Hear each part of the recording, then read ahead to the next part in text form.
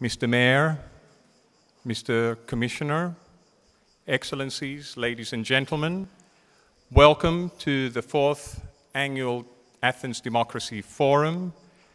It is our pleasure to have you here at this sacred place where democracy was indeed born. The Athens Democracy Forum has a mission to empower society through better governance, and what better way to do this in a place like this, to have this conversation, the global conversation with Roger Cohen, which is our annual feature. I've said before, this is the North Star, and I'll say it again. It is the North Star upon which democracy and society can reorient itself and democracy can evolve. Without further ado, I would like to call on our President International, the New York Times Company, Mr. Stephen Dunbar Johnson, to open the proceedings. Stephen.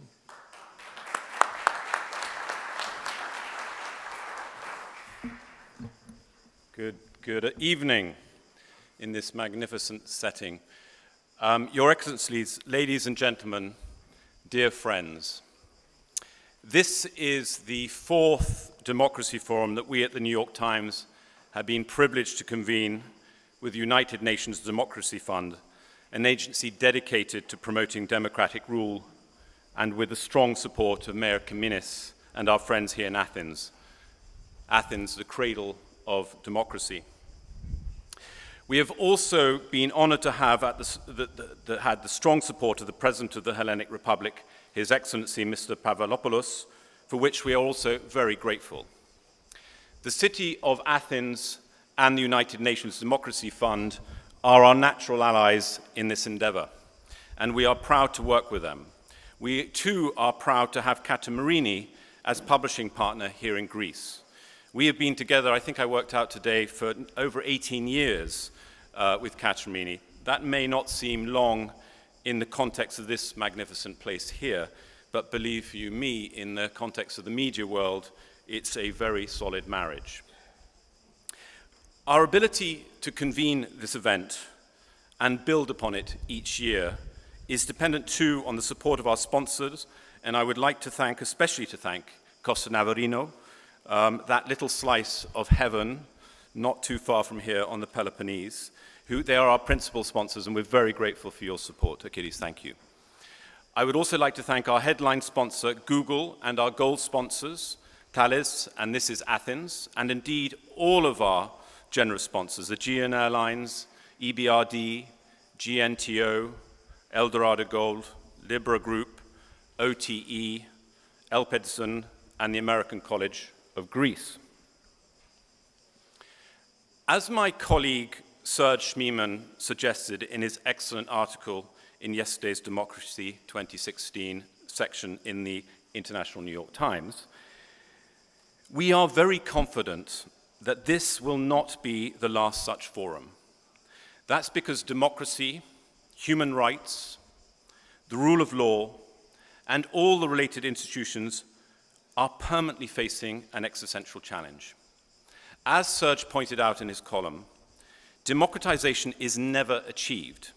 It is a dynamic and continuous process that must forever adapt and change, mirroring the fact that societies forever evolve and change. And as has much been discussed today, the events over these past few years or so have shown the fragility of democracy and remind especially the post-war generation, who perhaps take it for granted, that it is forever in peril. Even in the most mature societies, maybe I should say especially in the most mature societies, politicians are often perceived as opportunist wheeler dealers, or worse. The weaknesses and flaws of democracy are permanently on display. So in this 24/7, always-on media environment in which we now live, where science, scholarship, and evidence seem to be increasingly irrelevant in political discourse, we have and are witnessing it over the past year in the American political campaign going on right now, certainly in the Brexit campaign, and in the impeachment of the President of Brazil, in the ongoing failure of Spanish politicians to form a government, and in too many other examples to recount here. The subjects that we are discussing at this forum remind us that democracy is not simply holding elections or declaring our country a democracy, but also a continuous affirmation of the primacy of law, of the rights of minorities, of human rights. The power of the little pencil in the voting booth, as Roger so eloquently put it in his address this morning, that is the power of democracy. A free and open examination of democracy is the surest recipe for it to live and thrive. For us, this forum is really an extension of what we do and believe at the New York Times. A free, uncensored, independent, intelligent examination of what is happening in the world, so that citizens and their leaders everywhere will have a solid basis for their decisions and actions. But our brand of without fear or favor journalism is an increasingly rare commodity. Freedom House, a Washington-based NGO that promotes human rights and democratic change, publishes an annual report on the state of the freedom of the press around the world. They do so each year. This year's report claims that the share of the world's population that enjoys a free press stood at just 13%, 13%, meaning fewer than 1 in 7 people live in countries where coverage of political news is robust, the safety of journalism is guaranteed, the state intrusion in media affairs is minimal, and the press is not subject to other legal or economic pressures. All to say, ladies and gentlemen, that one of the core foundations of any vibrant democracy, a free and vibrant media landscape, is fragile and under attack. Providing without fear or favor journalism has been the core mission of the New York Times from the moment that Adolph Ochs bought the paper in 1896. That mission has never diminished. It has only strengthened. That is why we are proud to convene this forum, where the messy business of democracy can be openly and freely discussed, where we can surface incompatible truths and sometimes agree to disagree, and where we can learn from each other in search of a path forward that serves all of the people. Now, I have to say, a great deal of the credit and the vision and the drive and the hard work of my colleague and friend, Achilles Salters, is the reason why we're here. And he's been supported by the terrific New York Times Live team. Achilles has been the chief architect of this forum and is responsible for putting in place the strong foundations from which it can now continue to grow. Achilles, you've done a fantastic job. Thank you.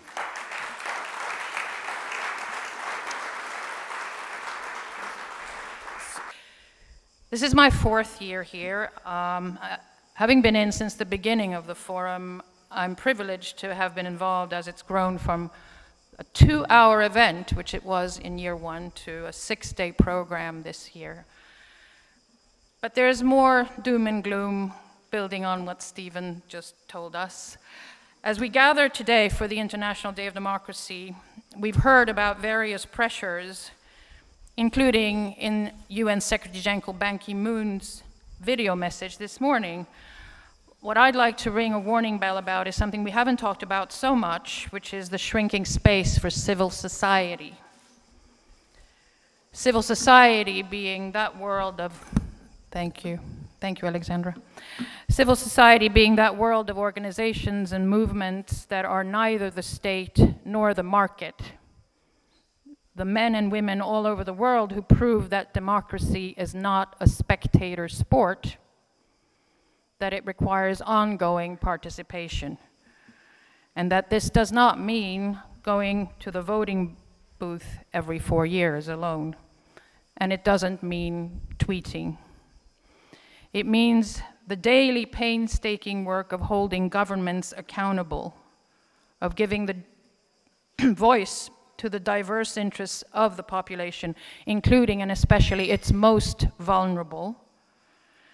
And it means being driven by principles and passions rather than by political or private interest. It means consistently telling the big man or big woman in power what they don't want to hear. And it means ensuring scrutiny of the use of natural resources. In short, it means, thank you, it means making sure that democracy delivers. That's why in the world's most successful democracies, the state and civil society work together as partners for common goals. And in post-conflict countries, as the UN is especially experienced in dealing with, civil society is crucial as a way to overcome fragility, ensure legitimacy, build confidence in government, avoid a relapse into violence. To have a strong state and a strong civil society is not only possible, it's both desirable and necessary. What do the stable and prosperous states of the world have in common? A combination of both. And yet, over the past 4 years, an alarming number of governments around the world are increasingly addressing civil society as a threat, not a partner. They have introduced restrictions which limit the ability of NGOs and civil society to work or to receive funding, or both. Since 2012, more than 70 countries have introduced over 120 laws and other restrictive measures at the national or local level. And I mean now countries on every continent, even the most established democracies, have engaged in this practice. Many of them copy one another, so rather than building a community of good practices, they are creating a community of worst practices, and it's spreading like an epidemic. This is, of course, especially alarming when governments and the UN all over the world are working to implement the new agenda of the Sustainable Development Goals, the transformative plans that aim to leave no one behind, that must reach those who are rarely seen or heard and who have no voice. And it means holding governments accountable for their commitments to work towards those goals. Restraining civil society would be counterproductive in the extreme for those governments who have signed up for them, but who at the same time are fighting this crucial constituency and its role. So on this International Day of Democracy, as we rededicate ourselves to democracy and dignity for all, let's advocate the freedom of civil society to fulfill its mission. Thank you.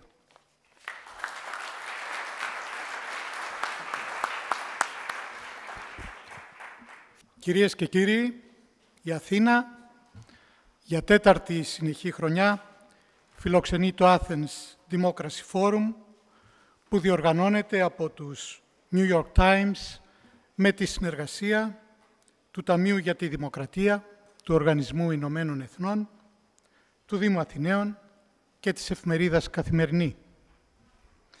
Το Athens Democracy Forum αποτελεί μια εξαιρετική ευκαιρία για έναν ουσιαστικό, πολύπλευρο και δίχως προκαταλήψεις διάλογο στα κρίσιμα ζητήματα της σύγχρονης δημοκρατίας, της διακυβέρνησης και των δικαιωμάτων. Θρησκεία, μετανάστευση και οι σχέσεις εξουσίας και χρήματος είναι τα τρία θεματικά πεδία του φετινού φόρουμ που ορίζουν τις συντεταγμένες των σοβαρότατων προβλημάτων που αντιμετωπίζει η σύγχρονη δημοκρατία.